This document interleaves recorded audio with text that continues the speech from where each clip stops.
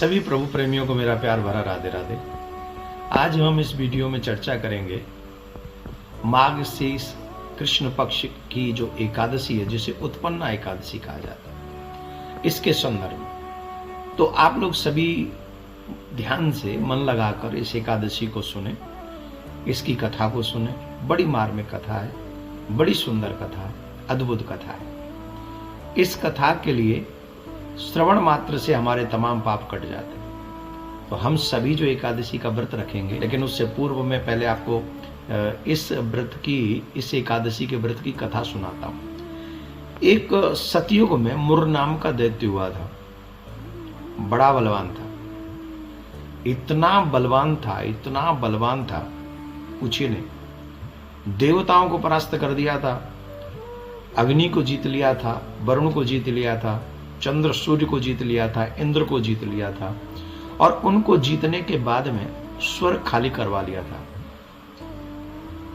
परास्त हुए देवता पृथ्वी पर विचरण करने लगे, परेशान रहने लगे, दुखी रहने लगे। उस समय वो सभी जाकर भूतवाहन भोलेनाथ के पास में गए और भूतवाहन भोलेनाथ से कहा कि मुर नाम के दैत्य ने हम सबको बहुत तंग कर रखा है, बहुत दुखी कर रखा है, आप हमें उनसे मुक्ति दिलाएं। तो महादेव ने, शंकर त्रिपुरारी ने, काशी विश्वनाथ ने कहा कि देखो, तुम अगर उस दैत्य से सभी कष्टों की मुक्ति चाहते हो तो तुम्हें त्रिलोकीनाथ नारायण भगवान के पास जाना चाहिए।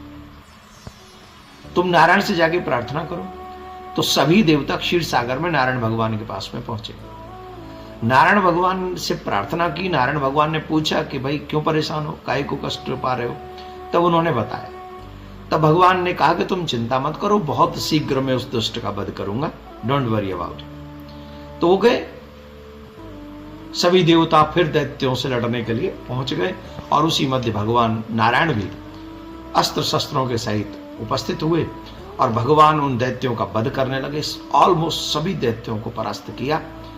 जब मुर दैत्य से, परास्त मीन्स समाप्त कर दिया, फिर मुर दैत्य से युद्ध करने लगे भगवान ने।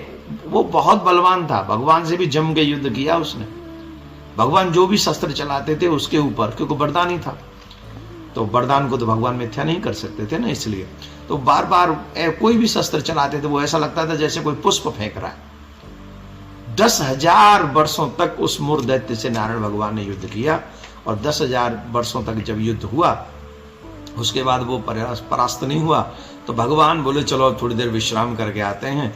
तो वो बद्रिकाश्रम में चले गए भगवान विष्णु और एक गुफा में जाकर विश्राम करने लगे। लेकिन ये युद्ध की लालसा रखने वाला मुरदैत्य दौड़ कर गया, भगवान के पीछे पीछे गया और भगवान को सोता हुआ देखकर उन पर प्रहार करने के लिए तैयार हुआ। और जैसे ही प्रहार करने के लिए तैयार हुआ, उसी समय भगवान के उस अंग में से बहुत सुंदर तेज निकला और उस तेज में से एक स्त्री का, एक देवी का आकार प्रकट हुआ और उस देवी के आकार ने एक क्षण में ही उस मुर नाम के दैत्य को समाप्त कर दिया।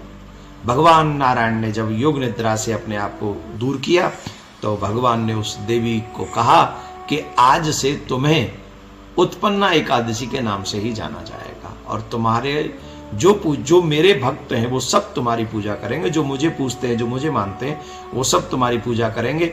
और जो उत्पन्ना एकादशी का व्रत करेगा उसके पूर्व जन्म के कृत सभी पाप जो है वो नष्ट हो जाएंगे और वो मेरे धाम में आकर वास करेगा। ऐसा भगवान ने उनको, उनके घर में दरिद्रता नहीं रहेगी, उसके घर में कष्ट नहीं रहेगा, क्लेश नहीं रहेगा, पर मर्यादा का पालन करे, नियमों का पालन करे। नियमों का पालन क्या है? सुबह ब्रह्म मुहूर्त में उठे, संकल्प लें, व्रत का संकल्प लें, फिर माँ लक्ष्मी का भी पूजन साथ में नारायण भगवान के साथ करें, शालिग्राम का पूजन करें, सत्य बोलें, ज्यादा आहार न करें और रात्रि में हो सके तो विश्राम न करें, जागरण करें, आदि आदि क्रम के साथ। तो आप सभी एकादशी का व्रत करें, नारायण को प्रसन्न करने का प्रयास करें।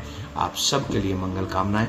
बहुत बहुत शुभ हो, आपका मंगल हो। भगवान प्रियाकांत जी आपके ऊपर कृपा करें।